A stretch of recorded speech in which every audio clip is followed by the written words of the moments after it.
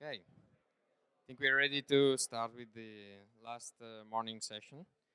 We have library-oriented programming by Justin Spahr-Summers, if I pronounce it correctly. So please welcome him. Hello. Can you hear me in the back? Good? Yeah? Okay. As mentioned, I'm going to talk today about library-oriented programming. It's really kind of just a vehicle for me to say, build more libraries. Let me just screw up the projector real quick. I've seen a lot of applications that could have been decomposed into libraries, but either the motivation or the knowledge on how to do so effectively was missing. So I'm hoping with this talk that I can provide a little bit of both. Thank you. First, let me just introduce myself real quick. I'm Justin Spahr-Summers, or at JSpahr-Summers everywhere on the internet. I currently work at Facebook in London. Probably previously worked at GitHub, but you probably know me most from any of these open source projects if you know them. I've contributed to all of these. The main reason I want to promote library-oriented programming is because libraries are essential for decoupling your code. This slide, more libraries, less coupling, this probably would have been a better title for my talk because that's really what I want to get across. But what is coupling?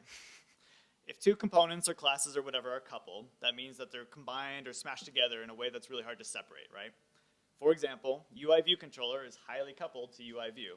It depends on the implementation of views. It doesn't make sense to talk about view controllers without also talking about views. And you can't test UI-ViewController without also implicitly testing UI-View. They're coupled. Coupling is bad because it's a kind of complexity. This complexity means you can't understand one without understanding the other. Like I said, you also can't test one without testing the other. This makes change harder because changing one of these coupled classes has ramifications on everything else that it's coupled to. So you can say goodbye to safe refactoring. Simpler code is better code, and decoupling is one way to simplify. It's one way to get there. Unfortunately, it's really easy to end up coupling things, intentionally or not, when they exist together in the same code base. It just starts with, a hack here or there.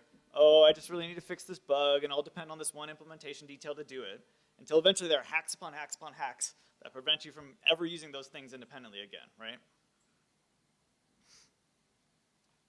Libraries are helpful here because they kind of force an abstraction boundary on you. It's harder to couple an application to the implementation details of a library than it is to introduce coupling within the application itself. This is partly because the library has more control over what it exposes. It's also because the library can be updated separately from your application, right? You can't depend as strongly on details because they may change in a way that is more outside of your control. So they introduce boundaries. Libraries also introduce what I think of as good friction. They add a bit of friction to your process, which is things like thinking about versioning, thinking about the right abstractions some more deeply, how you're gonna handle backwards compatibility, those sorts of things. And this is additional work for the library author, but I think it's a good thing, a healthy thing. And I think libraries help create this mindset of maintainability. So by separating concerns, libraries help simplify your code. And even though there might be more work involved, less coupling results. So back to the title, what does library-oriented mean? Now, Graham might have something to say about this later in his talk, but I think library-oriented means that we should all be thinking about libraries as early as possible, and we should create as many as we need to enforce this separation of concerns. In library-oriented programming, it should be a constant consideration, not just an afterthought. But to really achieve this mindset, each library should represent exactly one thing, one idea or abstraction or concept. If it starts to represent more, they need to be split out. Because when you do that, it's simpler. A library with fewer concerns is inherently simpler. If, on the other hand, you try to solve multiple different problems with the same component, the complexity increases. And it doesn't increase just linearly, like the complexity increases exponentially. Solving exactly one problem keeps your library simpler and helps with this goal of decoupling. One abstraction per library is also helpful because it keeps things more encapsulated. When multiple abstractions or ideas or whatever get combined into one, the result is usually leaky, like mentioned before. Something that tries to cover all these different use cases, but then fails to be generic enough to capture them completely. If you can represent exactly one abstraction in your library, you can encapsulate all of its messy details and expose just a really nice high-level interface to the consumer. The result is less leaky because the problem that you're solving is more focused. And this kind of follows from the before 2 points, but if you're creating a simpler library that has exactly one thing in it, it's also more maintainable, easier to maintain than large monolithic code bases. Don't ever create a library like this. If it has any of these words, it's wrong. They become dumping grounds for stuff, and all that decoupling you did is a lost cause because then your utils framework gets coupled in too. One idea per library. Of course, it's not enough to just split up your code base into libraries and call it a day. Libraries on their own need to be well designed to be successful. So here are some common pitfalls or problems that I've seen or encountered or introduced myself. First, figure out whether you're building a library or a framework. These terms seem to be mostly interchangeable. Certainly Apple uses them in a weird kind of way that describes your build product more than your design, but they mean very different things. The way I like to think of this, imported from Andy Matuszak and other people, is you call a library, but a framework calls you. So Ruby on Rails is a framework, if you've ever used that or had the displeasure of using that, because it will call into your code and ask you to do things and then you return control to it. Cocoa is also a framework in the same way. Libraries, though, are just reusable bits of things that you can call into and use effectively. So as a result, libraries are generally simpler and better encapsulated. I would say only build a framework if what you want to do can't be accomplished with a simple library.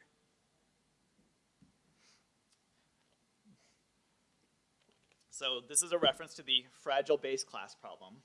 Basically, if your library vends a base class, consumers get tightly coupled to your library, and that defeats the whole purpose of what we were trying to achieve in the first place. So I actually made this mistake in MANTLE, which is a modeling framework, because it has this required MANTLE model base class. It sucked whenever we would change the implementation, because that could silently break all of our users' subclasses that they created. And sometimes users or consumers, they want to inherit from other things as well. Like in MANTLE, the example was sometimes they would want to inherit from NS managed object. They wanted to use core data with our framework, which should be a reasonable thing to do, but because there are these conflicting base class requirements, they couldn't do it. Or, sometimes you need to inherit from UI view controller. If you've ever wanted some of the capabilities of your own view controller and UI table view controller, you've probably seen this problem. Inheritance is fragile and hard to reconcile. Protocols and composition can replace most of the needs you might have for inheritance. This is alluded to in previous talks. Composition is less fragile and it allows you to reuse the behavior of multiple different components and lets users of the library piece together things how they want to in ways you never even thought of. With inheritance, it's a lot harder for them to do.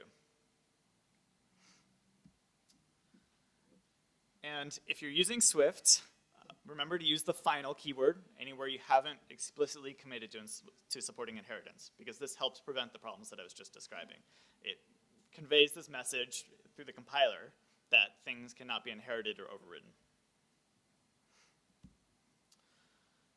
And lastly, remember the conventions of the platform or whatever else you're integrating with, especially Apple's. Make your library look like it belongs. Don't try to just create something different for the heck of it.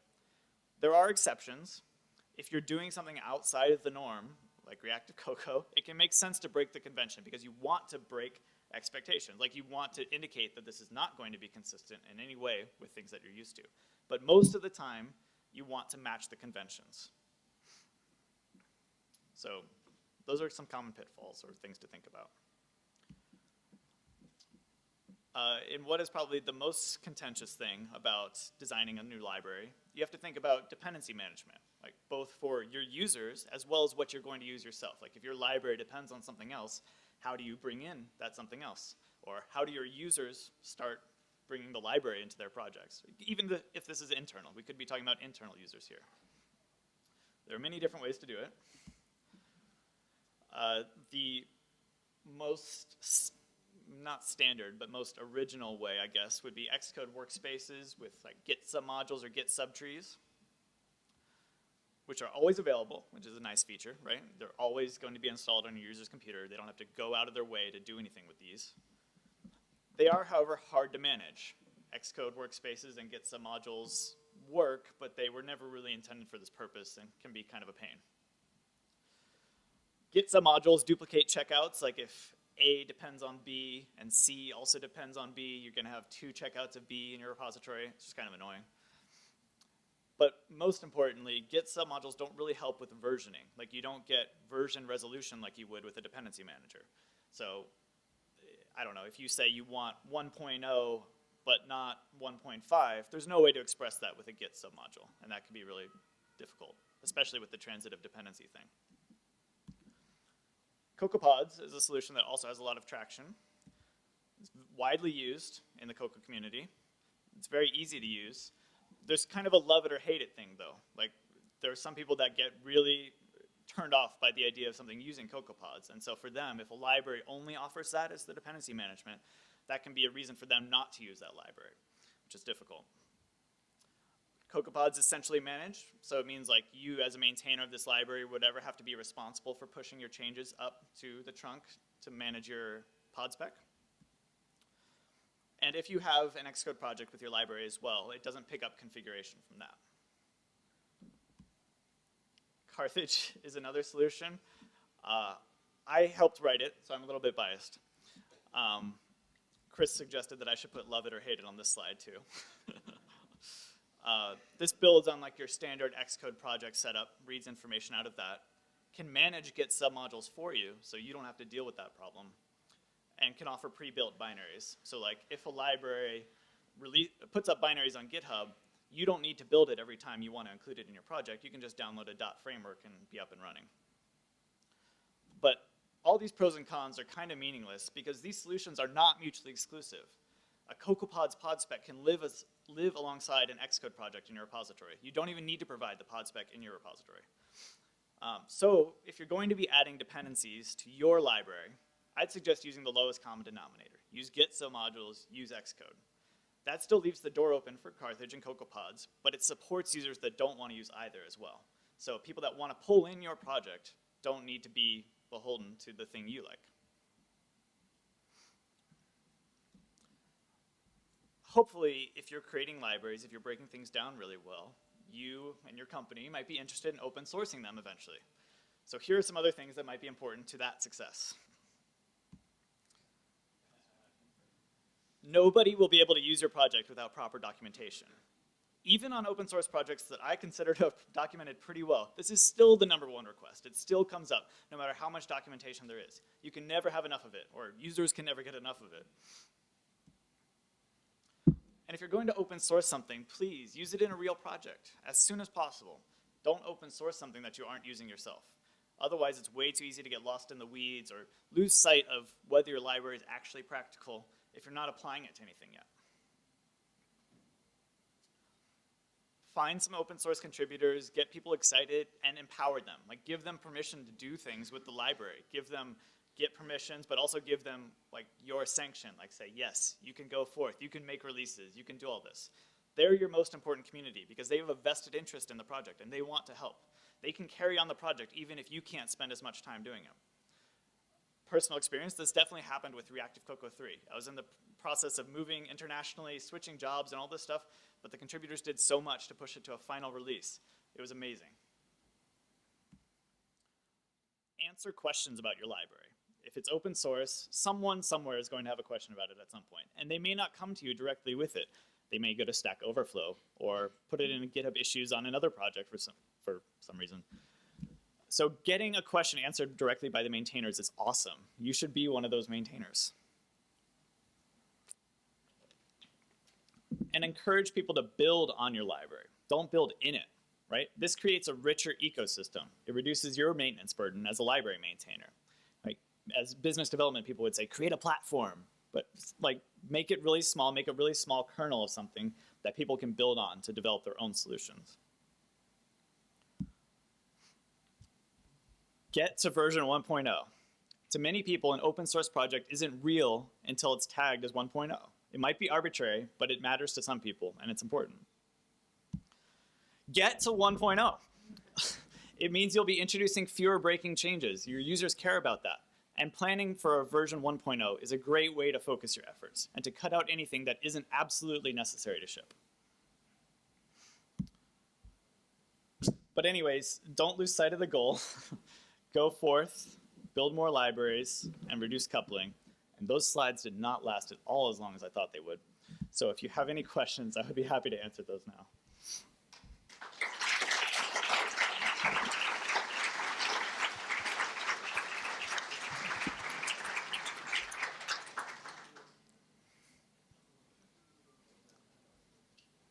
About creating libraries or using libraries or when is the right time or anything.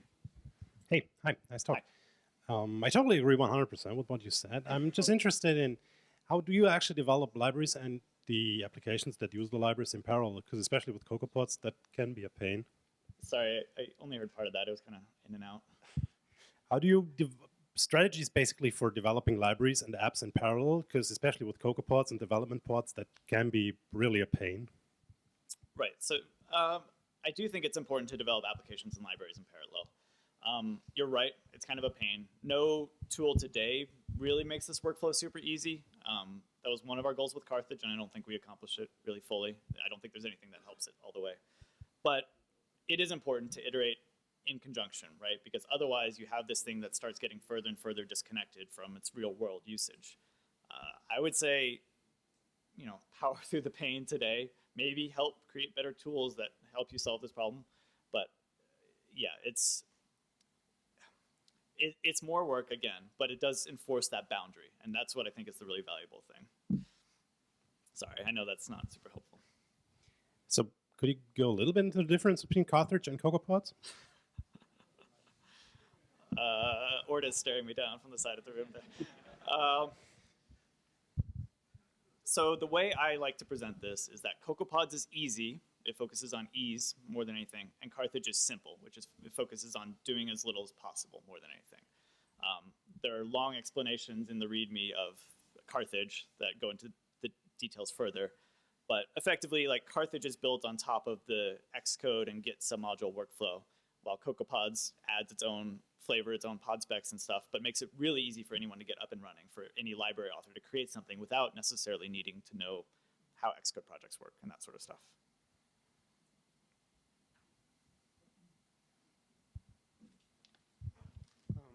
You said that it's not good to use inheritance if you make some library, but what would you say about extensions introduced in Swift?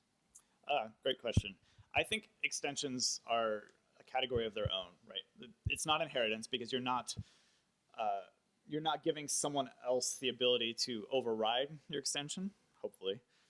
What it is it's more like if you provided a free function or a free method, like something that wasn't attached to a class, people would be able to use that in the same way as an extension. It's just an extension is nicer syntax. It's easier to use and get started with. It makes it feel more natural or built in. And unlike categories from Objective-C, the possibility of collisions is much lower and isn't as dramatic or bad. So I would say use extensions wherever possible, wherever it makes it feel more natural, feels like you're trying to fit in with the platform.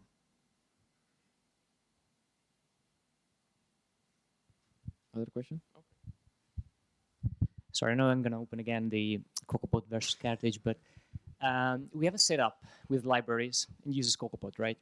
And we find it very easy, actually, to manage that because we have our own, let's call it, libraries, real libraries, we call them, okay? Services, we book basically flight for airlines, okay? So there are several services, and when we want to build a new app, we just say, you know, I want to import this library, this, and this. We have API ready. And everything seems to be very simple and working. Is there any reason why I should switch or any advantage that I would get if I move from COCOAPODs to CARTHAGE? Well, the first thing I would say is that they're not mutually exclusive. Exactly. I don't know whether the library or the libraries that you're talking about are open source or not, but Nope.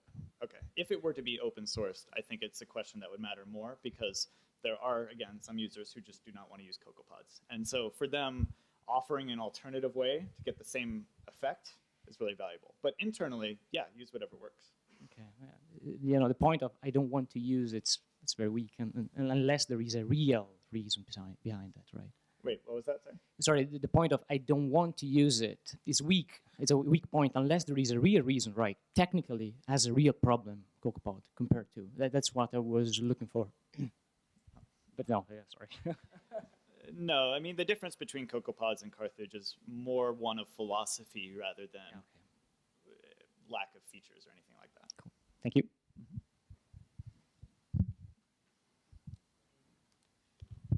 I think it's a very specific question because we face it with our project. So we have a project with the different sub-projects in it, and each sub-project uses COCOAPODs.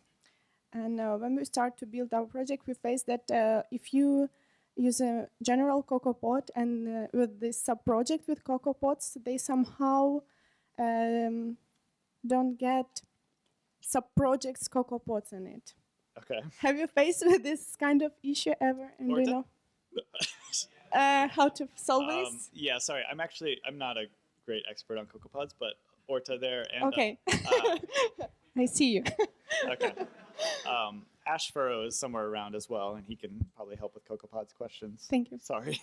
Pointing is also good. So Redirecting the blame. So you mentioned before something not about COCOAPODs as well. You mentioned before the base class problem you faced with MANTLE, for instance. How would you do that differently?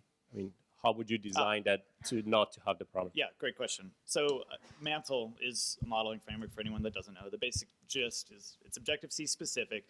You previously inherited from this thing, and then you got these sort of magic behaviors like is equal and copying and all that sort of stuff. But the main thing that people were using it for was JSON serialization. And so we realized if we could just factor out the things that matter for JSON serialization into a protocol and allow anyone to implement that protocol on anything, they would get the JSON adapting layer for free, which is really the key part. So like now in MANTLE 2.0, someone can add this protocol to an NS managed object from core data, and then they can use their core data object with this JSON translation layer.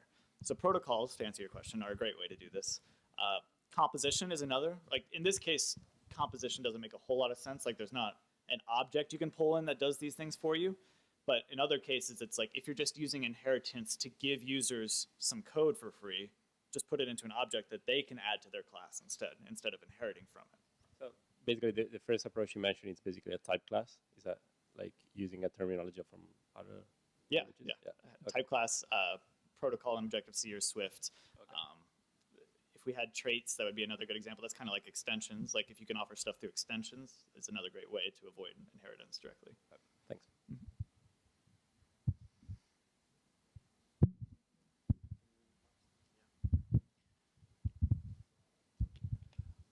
Hi. I'm not trying to start war between COCOAPODs and CARTHAGE now. Actually, want to say that I love them both. Okay. I've been using CARTHAGE for a small pet project, and I've never met the situation where, for example, imagine that you have framework A and framework B, and framework A uses the version 1.0 of framework C, and framework B uses version 2.0 of framework C. So how would you resolve this situation in CARTHAGE? So the short answer is that you don't. CARTHAGE disallows you from having that scenario, as you've probably experienced. The kind of larger ecosystem answer is that Apple doesn't really have good support for solving this problem, because if you link in two versions of framework C that like 1.0 and 2.0 that are completely incompatible, you're just going to have all these symbols colliding at runtime and no real predictability to your application. It would be great if we had a way to solve this problem more thoroughly, but I don't think the tooling from Apple's side is there. So the short answer is you have to be using compatible versions if you have transitive dependencies or nested dependencies. Yeah. Okay, Sorry. Thanks.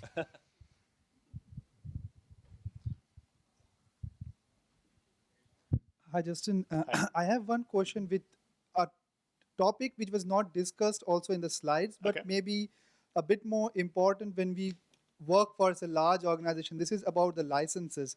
Maybe this will be the question for Orta also later in the topic, but there are a lot of libraries, but actually the license management is one of the most critical parts of it too. And okay, MIT license, Apache, or do whatever you want with the license, whatever is there. is there a way that we can at least have some kind of management of or sanity in that, or Do you mean management, like automatically finding licenses? or maybe that when we have, say, library management, or maybe say CARTHAGE or COCOAPODs, it depends on the license which is incorporated by the developer of that library. But most of the time, people, they have good libraries, but license information is missing. So when we incorporate that in our project, we are the persons who are going to get blamed by using this. Right. So, like, is there anything to do with that, or like, what? How can we manage that? Well, the short answer is if something doesn't provide a license in most countries, I'm not sure about in most countries that would be copyrighted and you wouldn't be able to use it, even if they put it on a place like GitHub, unfortunately. The sort of longer answer is that this is a complex problem that I know from prior job experience that people at GitHub are particularly thinking about a lot, like how to discover license information better, how to surface that better and like automatically give you that information. As of right now, the GitHub API actually does try to tell you what license a project has, and I think COCOAPODS.org might use that information.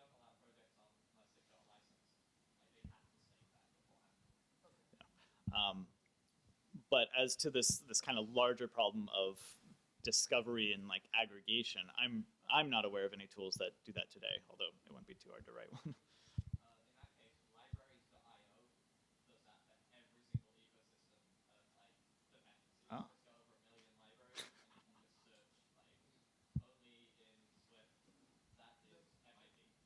Oh, that's pretty amazing. I didn't know about that. And did you also have a question about what license you would release under, or was that? No, I think that is quite clear, because these are the guidelines by the organization. So you target Apache 2 or say MIT, that is okay. But sometimes it is a pain in the wrong path where actually it comes to the developer itself that to get blamed, or the product manager that you use that, you copied the code, and there are some shitty tools which check for the code copying and all. So that's a bit problematic with libraries. So that's thank you for the answer, both of you. Thanks. Other questions? Anything else about building or designing a library? Wow, this is Would you use COCOAPODs or Carthage?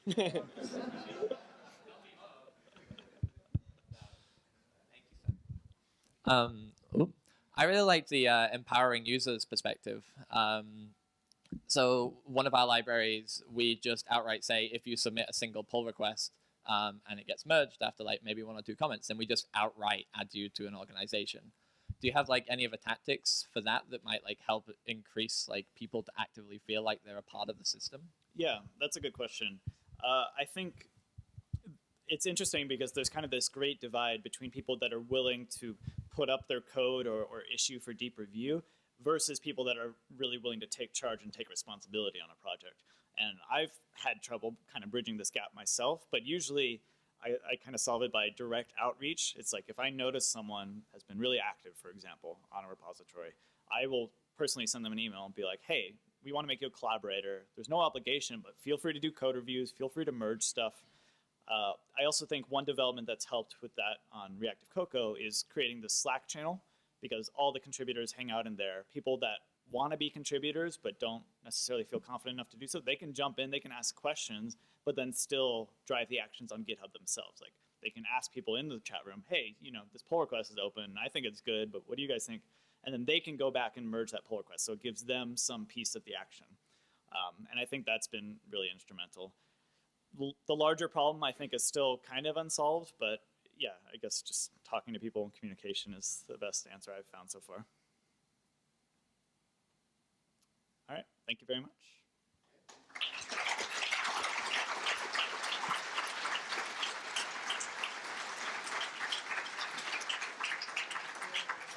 Slides are on GitHub, by the way, if anyone wants.